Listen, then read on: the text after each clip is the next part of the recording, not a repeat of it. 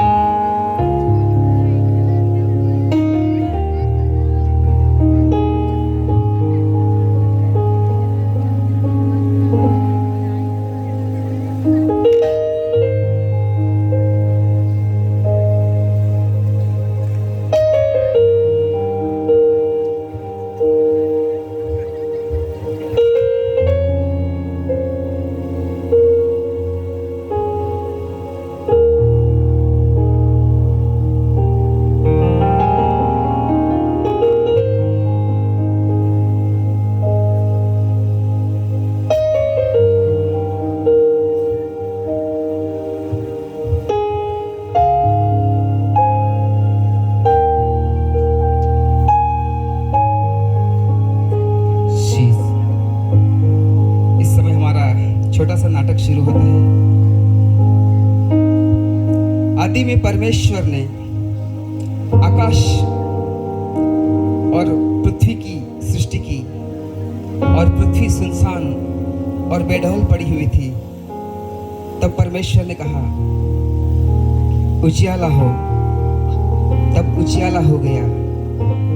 और इस प्रकार 6 दिन के अंदर में परमेश्वर ने पृथ्वी पर की जितनी भी वस्तुएं हैं, चाहे वो जीव जंतु हो, पशु पक्षी हो, पेड़ पौधे हो, सारे चीजें परमेश्वर ने 6 दिन में बनाया।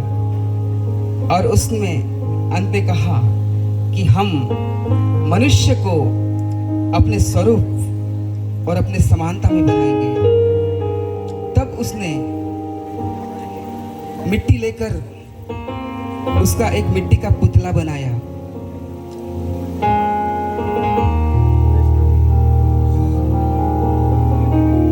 और उसके अंदर में जीवन का श्वास फूका और मनुष्य जीवित प्राणी बना। और परमेश्वर ने उसका नाम आदम रखा और उसको लेकर एदेन के वाटिका में रखा। तब परमेश्वर ने उसको आज्ञा दी कि तू बगीचे के सभी वृक्ष का फल खा सकता है, लेकिन जो बगीचे के बीच में है, जो भले बुरे के ज्ञान का वृक्ष है, उस फल को न तो तू छूना और न उसको खाना। आदम अदन की वाटिका के अंदर में अकेला घूम रहा था। उसके साथ में कोई मेल खाए ऐसा कोई नहीं था। तब परमेश्वर ने उसको एक दिन भारी नींद में डाला और उसकी एक पसली निकालकर उसमें से एक स्त्री बनाई और उस स्त्री को परमेश्वर ने आदम के पास लेके आया और आदम ने उस स्त्री के विषय में कहा कि ये मेरी हड्डी में की हड्डी और मेरी मांस में की मांस है। उस दिन से आदम और हवा दोनों एदन की वाटिका में घूमते फिरते रहे। पूरी एदन की वाटिका के सभी वृक्ष के फल वो खा सकते थे, लेकिन परमेश्वर ने जैसे आज्ञा दिया था कि जो वाटिका के बीच का वृक्ष उसके फल को खाने के लिए मनाही किया था। तभी एक दिन अचानक हवा अकेली थी। तभी उस वाटिका में जो सर्प सबसे धूर्त था वो हवा के पास आता है।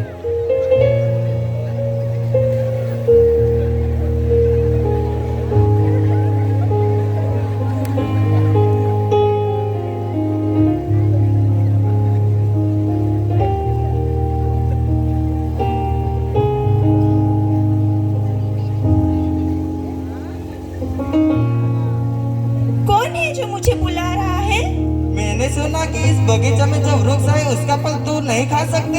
नहीं, ऐसा तो नहीं। मैं सभी फल के वृक्ष का फल खा सकती हूँ, लेकिन प्रभु ने कहा है जो बीच में, जो वाटिका के बीच में जीवन और भले और बुरे का जो पेड़ है उसका फल तो तुम न खाना और न छूना। ऐसा ही क्या? हाँ, ऐसा ही है। खाओगी तो क्या होगा? मैं मर जाऊंगी खाऊंगी तो। नहीं नहीं नहीं नहीं नहीं, तू बिल्कुल नहीं मरेगी, वरन तू परमेश्वर के समान हो जाओगी। ऐसा है? हाँ। और ये कहकर उस धूर्त ने उस हवा को बहकाकर वो वहां से चला गया और हवा उस एदन के वाटिका में घूमते फिरते उस भले और बुरे के वृक्ष के पास आ पहुंची और उसने देखा कि फल देखने में बहुत सुंदर है तो खाने में भी बहुत सुंदर होगा। उसने धीरे से उस फल को तोड़ा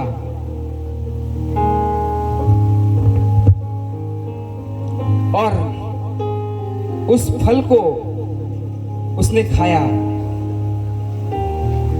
और अपने पति आदम के पास उस फल को लेके आई और आदम को भी खिलाया। और जैसे ही आदम ने फल खाया, जैसे परमेश्वर ने उनको आज्ञा दी कि न तो तुम उसको खाना और न उसको छूना, और जैसे ही आदम ने फल खाया वैसे ही उनको ज्ञात हुआ कि हम नंगे हैं, इसलिए वो झाड़ी के पीछे जाकर छुप गए। तभी यहोवा परमेश्वर जो दिन के ठंडे समय वाटिका में फिरता का शब्द सुनाई दिया।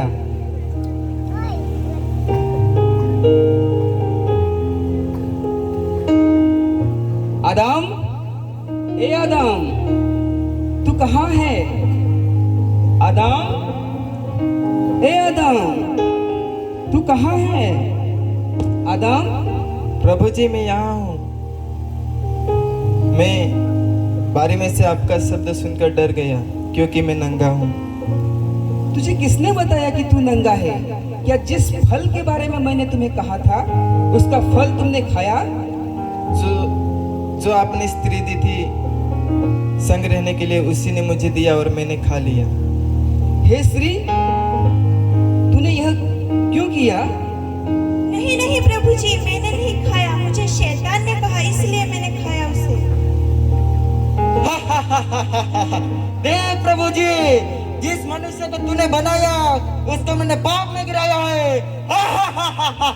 हे दुष्ट शैतान, तूने जो ये घोर काम किया है, इसलिए आज के बाद से तू सब घरेलू पशुओं में सबसे श्रापित होगा और आज के बाद से तू और इस स्त्री का वंश, इन दोनों के बीच में मैं बैर उत्पन्न पैदा करूंगा और इसका वंश तेरे सिर को कुचलेगा और तू इसके एड़ी को डसेगा और आज के बाद से तू पेट के बल चला फिरेगा।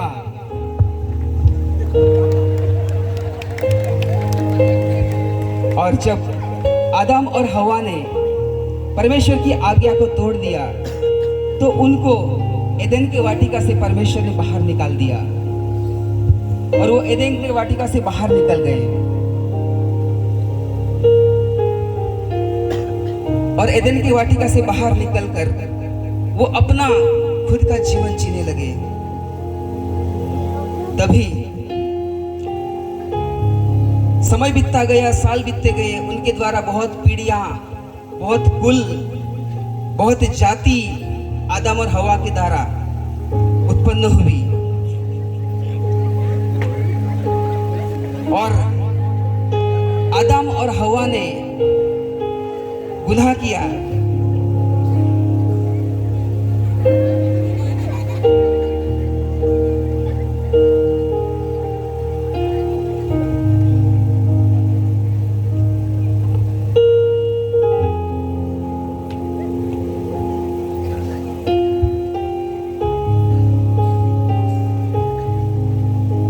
आदम और हवा ने पाप किया और इस कारण उनका जीवन पापमय हो गया।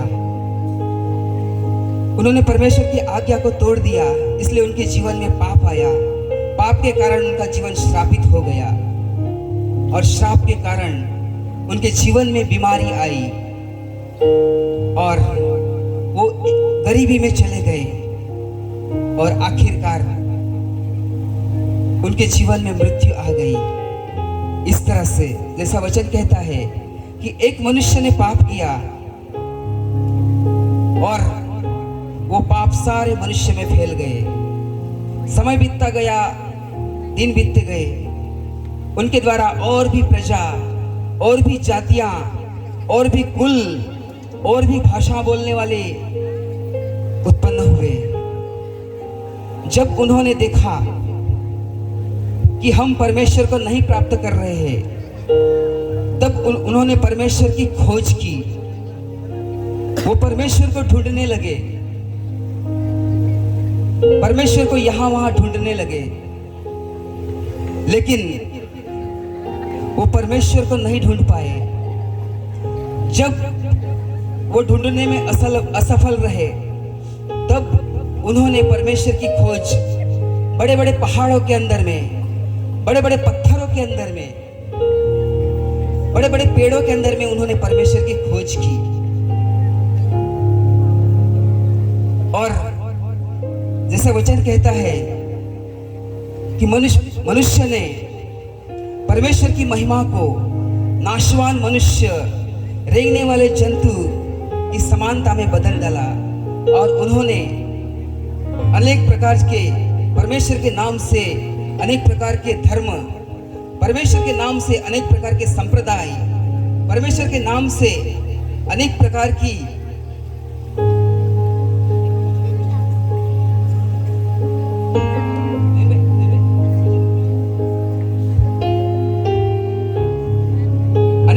संप्रदाय तैयार किए। उन्हें लगा क्या पता हम ऐसा करके परमेश्वर को प्राप्त करेंगे। वो परमेश्वर की खोज में यहां वहां घूमने लगे, अलग अलग प्रकार के अनुष्ठान, अलग अलग प्रकार की धार्मिक विधियां करके वो परमेश्वर को टटोलने लगे, लेकिन मनुष्य परमेश्वर को नहीं ढूंढ पाया। जब मनुष्य परमेश्वर की खोज में यहां वहां लग गया, किसी पत्थर के अंदर में, किसी पेड़ के अंदर में, किसी मनुष्य के अंदर में, जब मनुष्य परमेश्वर को ढूंढने लगा, तब स्वर्ग से परमेश्वर ने देखा और परमेश्वर ने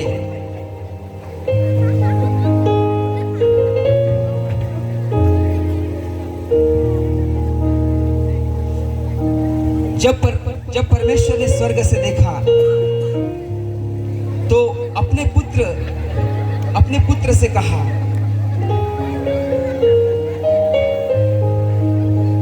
हे मेरे पुत्र,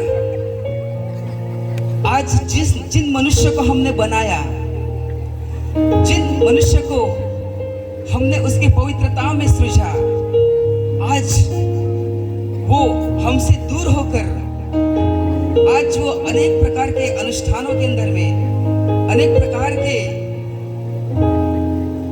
संप्रदाय के अंदर में आज हमें खोज रहा है। हे मेरे पुत्र, क्या तू इन मनुष्य जाति के लिए इस संसार में जाएगा? हाँ, जाएगा प्रभु जी।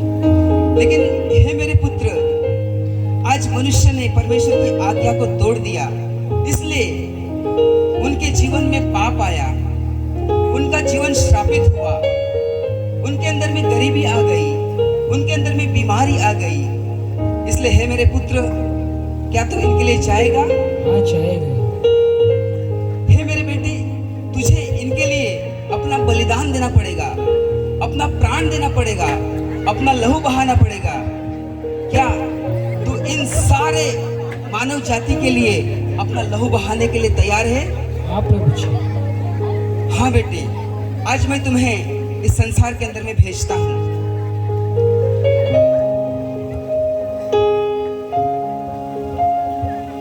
मनुष्य के अंदर में पाप है, लेकिन हे मेरे बेटे, मैं आज तुम्हें उनके लिए धार्मिकता को लेकर भेजता हूँ।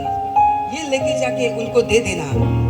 मनुष्य का जीवन एक श्रापित जीवन है, तू उनके लिए आशीष लेके जाना। हाँ प्रभु जी। आज मनुष्य बीमारी के अंदर में जीवन जी रहा है, हे मेरे बेटे, आज तू उनके लिए चंगाई लेके जाना। हाँ प्रभु जी।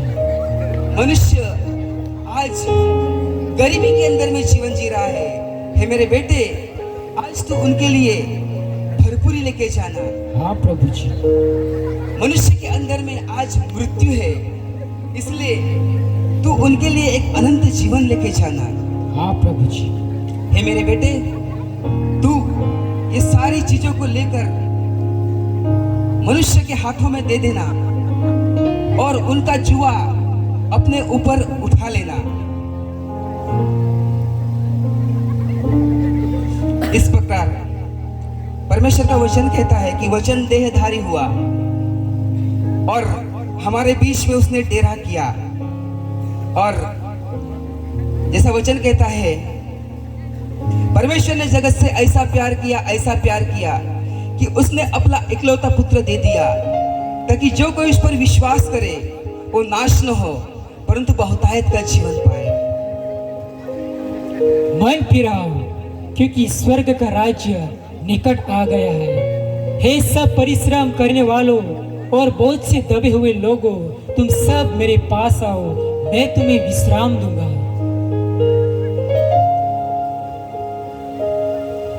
और इस प्रकार यीशु मसीह का सुसमाचार सुनकर कई लोग यीशु मसीह के और अपना मन फिराया।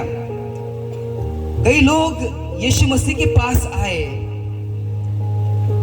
यीशु मसीह का सुसमाचार 2000 साल पहले हमारे बीच में यीशु मसीह आया और उसने यही संदेश दिया, मन फिराओ क्योंकि स्वर्ग का राज्य हमारे निकट आ गया है। मनुष्य के अंदर में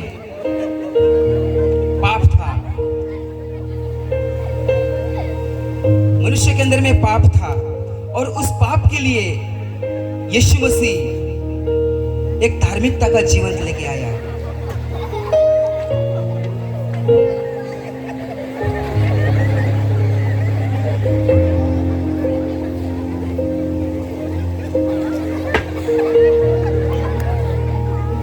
जब हम एक व्यक्ति मन फिराता है तो शैतान उसको बहुत परेशान करता है। परमेश्वर ने देखा कि मनुष्य का जीवन एक श्रापित जीवन है, उसके लिए परमेश्वर एक आशीष लेके आया। और जब एक व्यक्ति मन फिराता है, एक व्यक्ति मन फिराता है,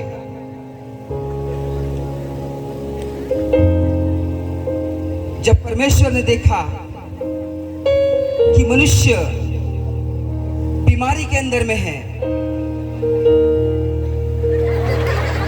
तो परमेश्वर उसके लिए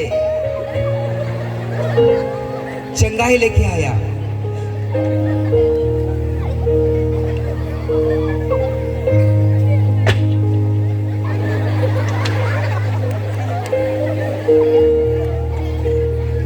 और जब परमेश्वर ने देखा कि मनुष्य गरीबी के अंदर में अपना जीवन जी रहा है, उसके लिए यीशु मसीह भरपूरी को लेके आया।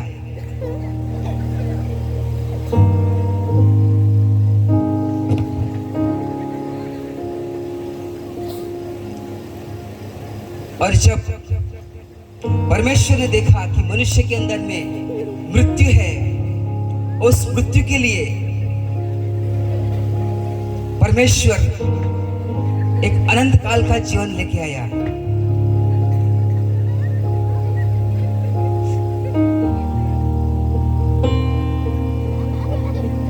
इस प्रकार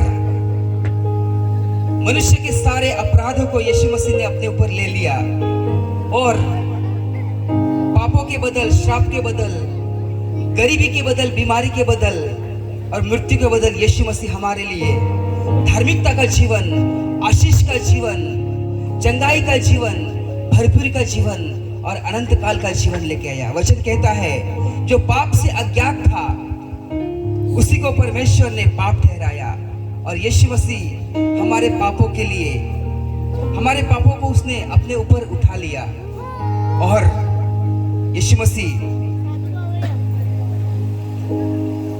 पकड़वाया गया। हमारे ही पापों के लिए उस पर यीशु मसीह पकड़वा गया। हमारे ही पापों के लिए उस पर कोड़े मारे गए, परंतु वह हमारे ही अपराधों के कारण घायल किया गया। वह हमारे अधर्म के कामों के हेतु कुचला गया। हमारी शांति के लिए उस पर ताड़ना हुई पड़ी। उसके कोड़े खाने से आज हम चंगे हो गए। सचमुच यीशु मसीह को क्रूस के ऊपर 3 किलो के अंदर में उसको ठोका गया।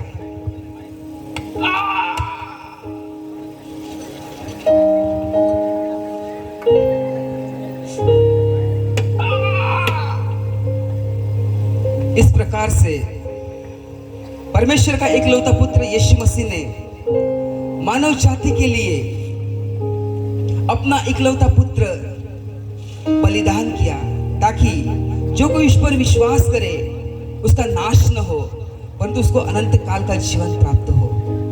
सचमुच हमारे सारे अपराधों को यीशु मसीह ने अपने ऊपर ले लिया।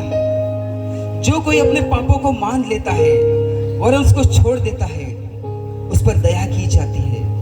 और यीशु मसीह जब क्रूस के ऊपर था उसके पसली के अंदर में भाला मारा गया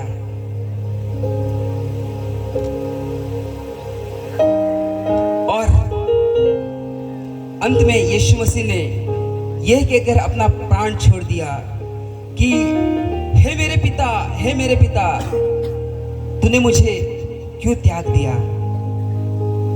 और यीशु मसीह क्रूस पर से उतारा गया और उसको कब्र में रखा गया और वो 3 दिन के अंदर में उस कब्र में से जीवित हो गया। सचमुच यीशु मसीह हम सभी के पापों को उसने अपने ऊपर ले लिया और हमें उस परमेश्वर ने वो शांति दी है, वो अनंत काल का जीवन दिया है, जो अनंत काल का जीवन लेकर आज हम उस स्वर्ग की में जाने वाले हैं। आमेन।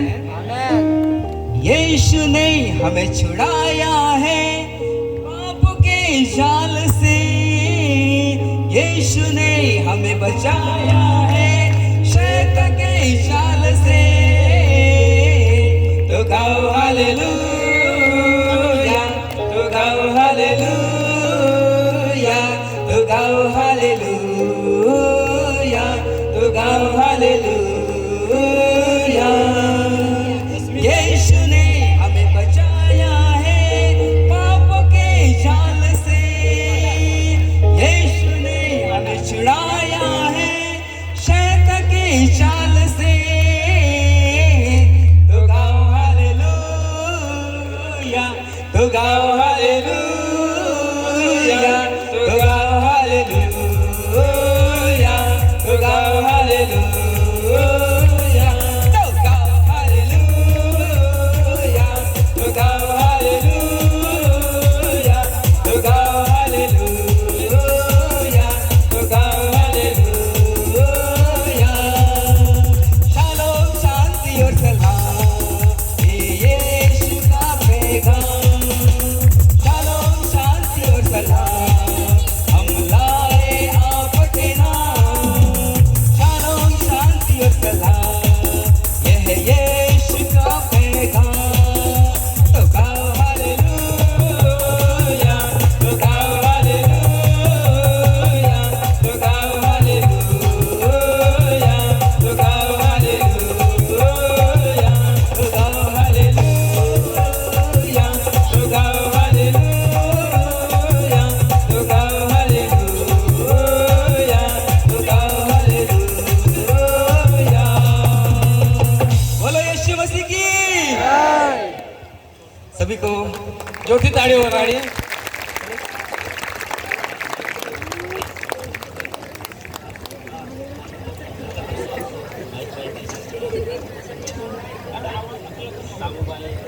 અરે ખૂબ જ સારું ઇનામ આવી ગયું છે.